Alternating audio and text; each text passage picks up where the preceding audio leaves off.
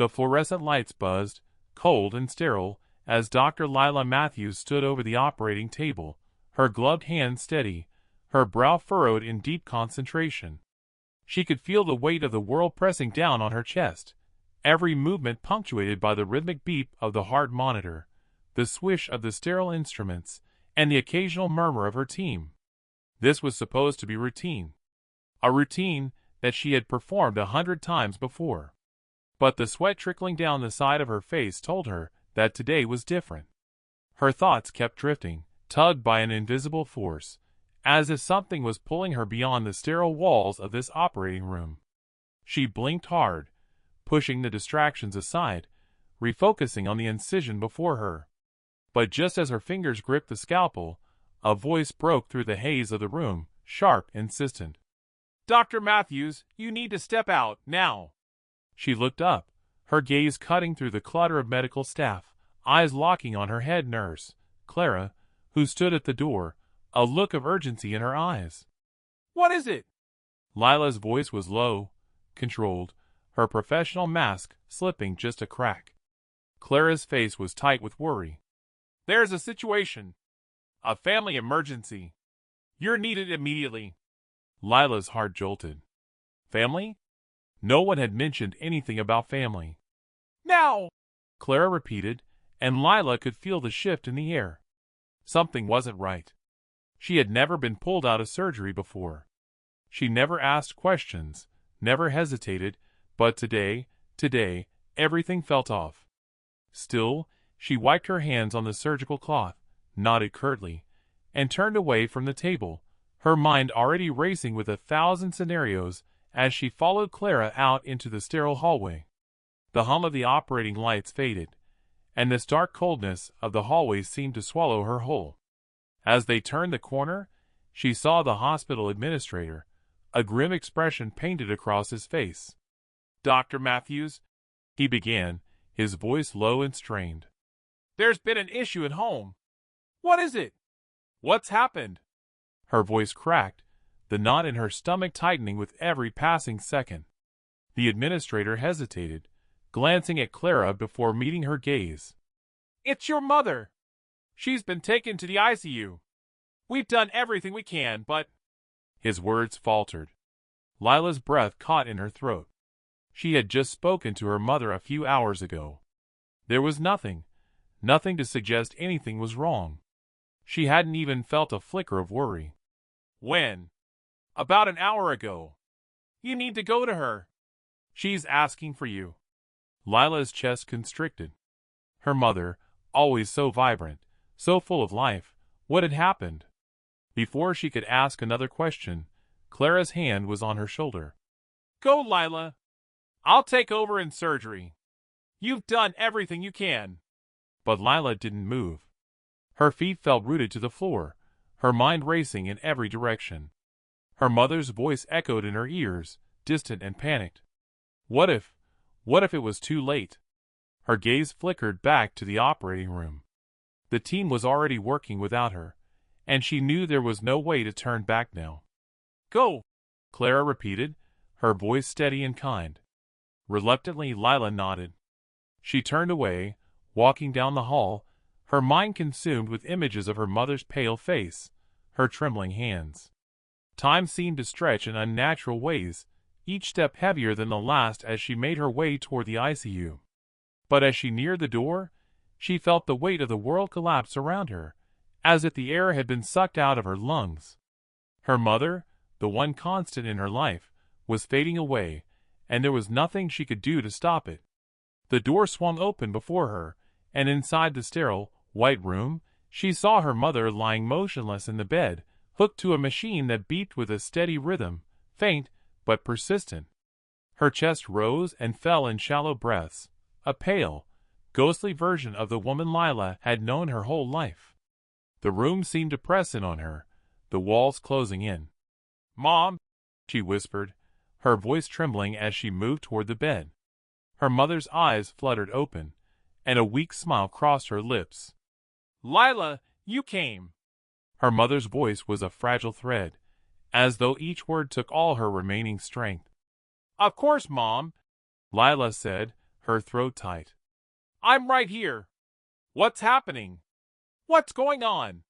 Her mother's hand reached for hers, cold and clammy. "I'm so sorry. I didn't mean to scare you. I just needed to see you." The words were barely audible, but Lila hung on to each syllable like a lifeline. "You're going to be okay," Lila reassured her, though she didn't believe it herself. But her mother only shook her head slowly. "No, Lila, I'm not. But you—" She trailed off, her breath ragged. "You have to go back. You have to finish what you started." "Mom, what are you talking about? I can't leave you now. You need me." Her mother squeezed her hand tighter, a sudden, surprising strength. "You can't save me, sweetheart. But you can save someone else." Lila's heart thudded in her chest. "What do you mean?" But her mother's eyes fluttered closed, her grip loosening as she let out a shaky breath. "Promise me," her mother whispered, her voice barely a breath. "Promise me you'll finish.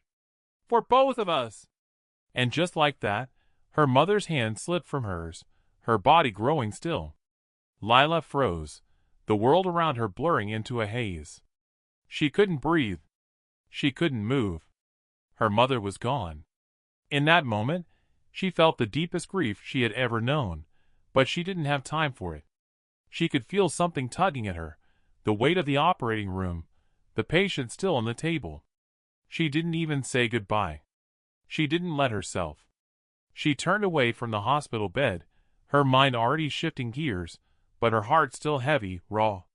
She ran back to the operating room, her steps like thunder on the linoleum floor. She threw open the door and immediately began barking orders, her mind snapping into focus like a scalpel cutting through fog. The room fell silent, the team looking at her, but she didn't have time to explain. She was back. Back where she belonged. No more distractions.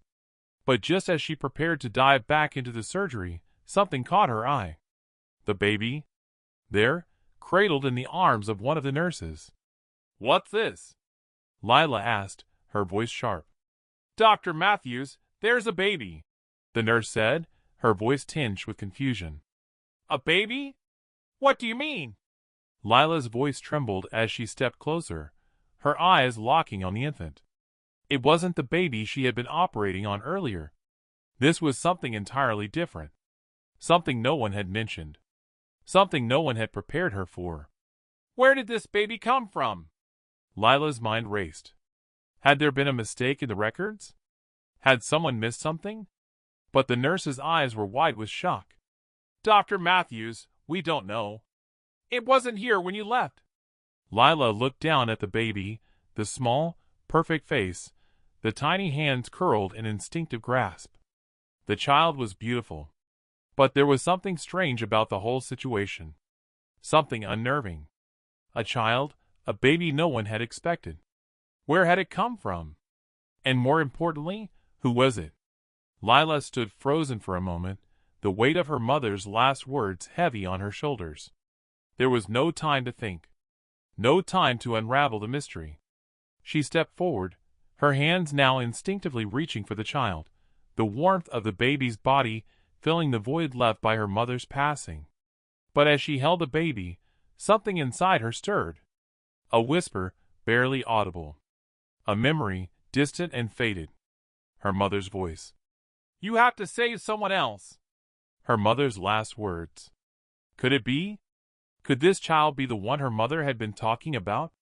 Had the universe conspired in some twisted way to bring this child into her life at this very moment? And if it had, what did that mean for her future? The room felt too small, too suffocating, the air thick with questions, and yet Lila couldn't shake the feeling that the answers were just out of reach. "We need to get this baby to the NICU," one of the nurses said, snapping her out of her thoughts. Lila nodded, her hands trembling as she passed the child to the nurse, her mind still reeling. She turned back to the patient on the operating table, but the image of the baby lingered in her mind. Who was this child? What was she meant to do now? It was as if the universe had thrown her into a story she hadn't even begun to understand. The questions gnawed at her, but the weight of the duty still pressed down. It wasn't over. It couldn't be over. She had a job to do, and she would finish it, just like her mother had said. No matter what. But something was stirring inside her. A deeper question. A question that might just change everything. The surgical team moved like clockwork, their hands and instruments working in a seamless dance as Lila stood frozen at the edge of the operating table, the faint cry of the baby still echoing in her ears. The pressure was mounting, but beneath the surface, something else was stirring, coiling within her chest like a slow burn. Her mind wasn't on the surgery. It wasn't on the patient before her, the blood, the scalpel, or the murmurs of the nurses.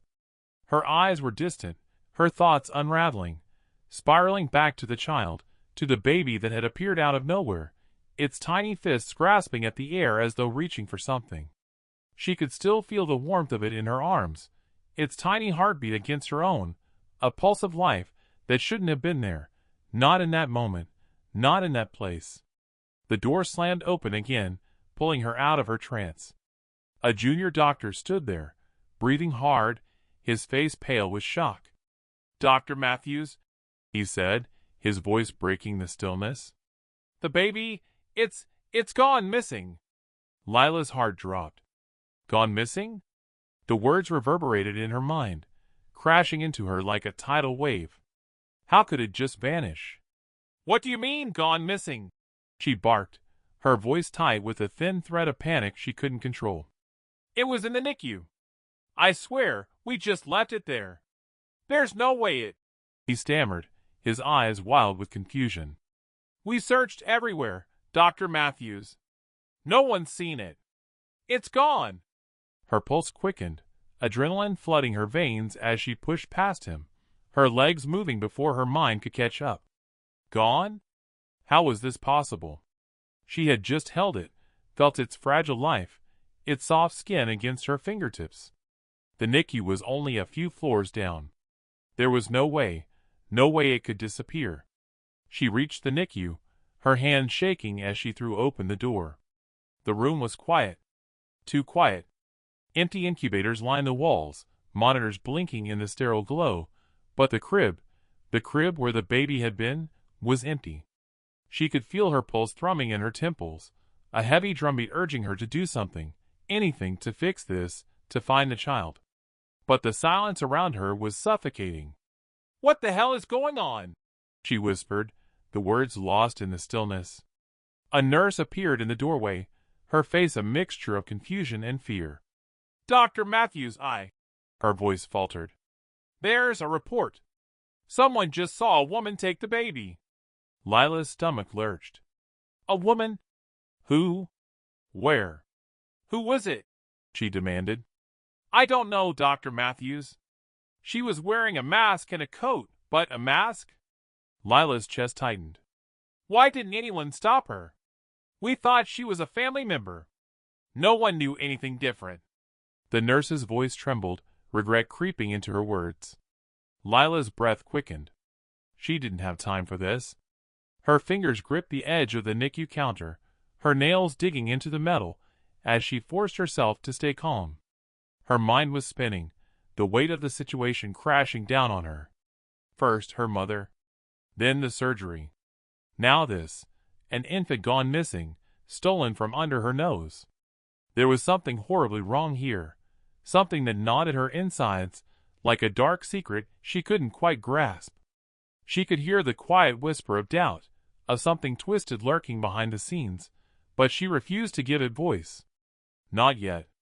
Not until she had all the answers. "Get security," she said, her voice clipped, but her mind was already elsewhere, already calculating the next move. As the nurse scurried off, Lila's feet moved again, faster this time, urgency sparking her steps. She needed to get back to the records, to figure out what the hell had happened. What was going on? How could she have missed it? The door to the records room was locked. She stood there, her hand resting on the cool doorknob, the sense of helplessness gnawing at her again. But then, without a second thought, she slammed her shoulder against the door. The wood groaned, and the lock snapped. She didn't hesitate.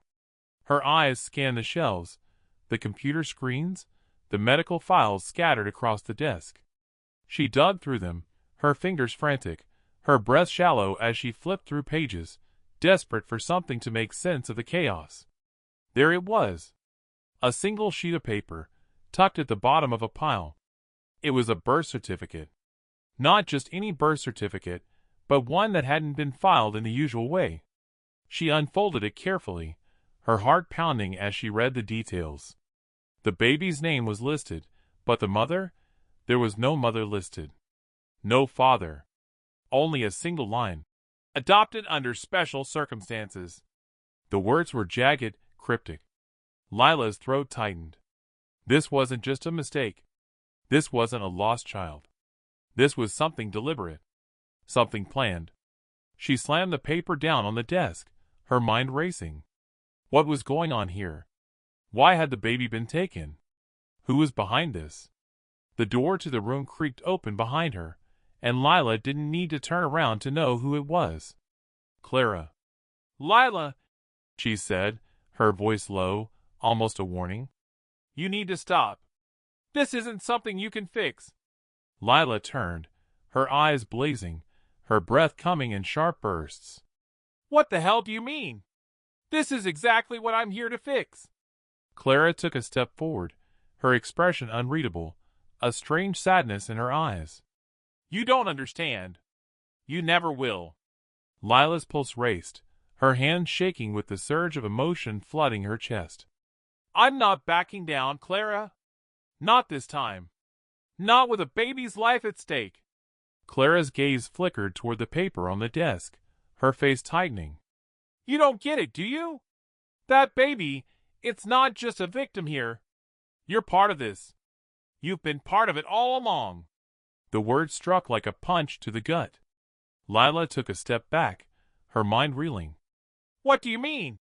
She whispered, the cold fingers of fear crawling down her spine. I know you're scared, Lila, Clara said softly. But you don't want to know the truth. Trust me. Tell me. Lila shouted, her voice breaking, a mixture of desperation and rage boiling over. Tell me what's going on. Clara hesitated, her eyes flicking to the door. You need to think about this carefully. You're not going to like the answers. And once you know, there's no going back.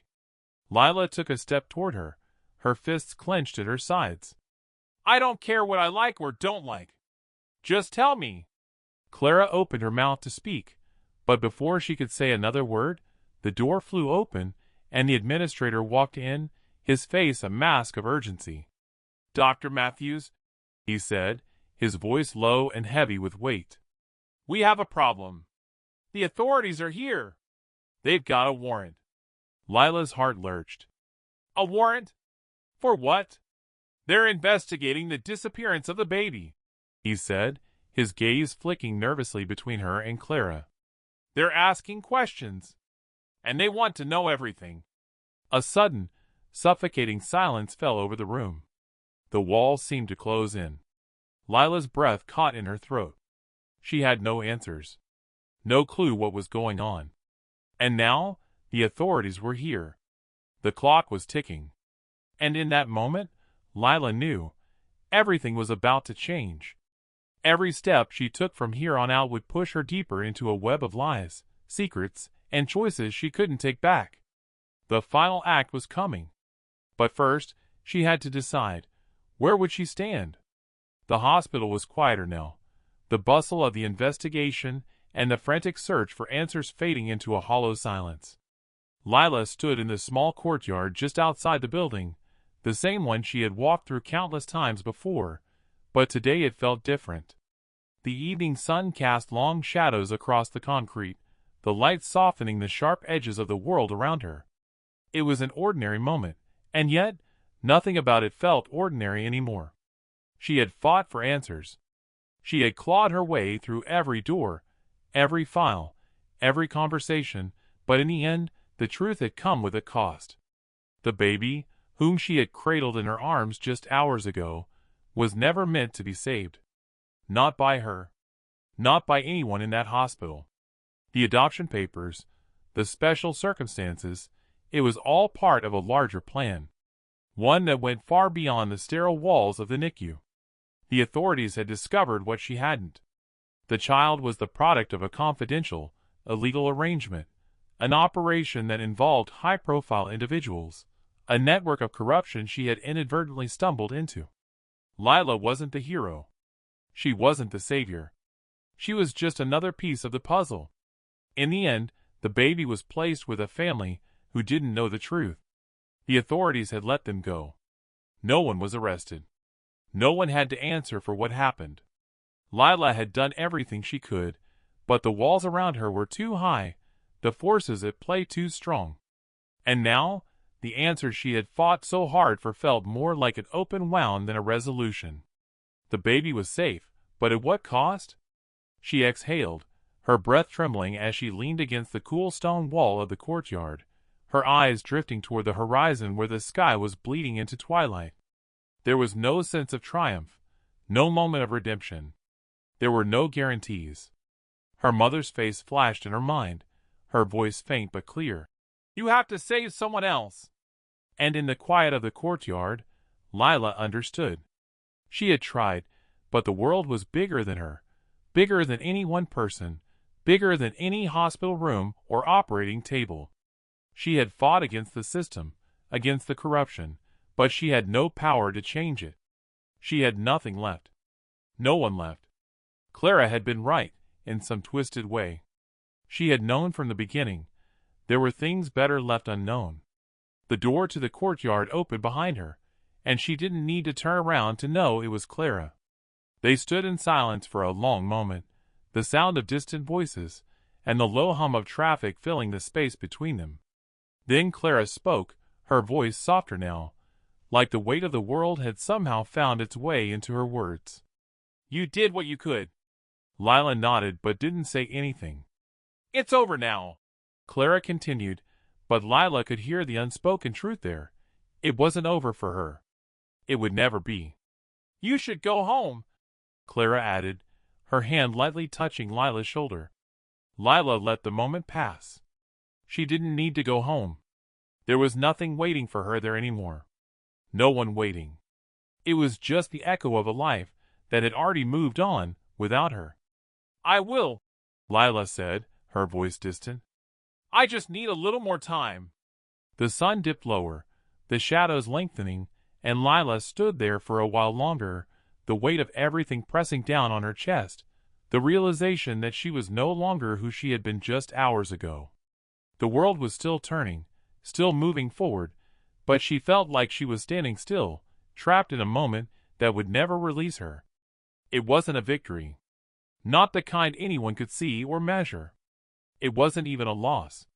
It was something quieter, something deeper, like the fading of a sound into nothing. A moment that had passed, irrevocable, leaving only the residue of what could have been.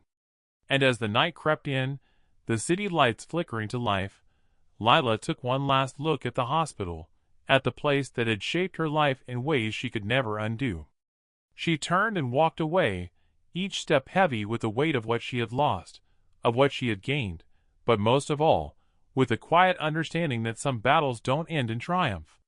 Some battles you just survive.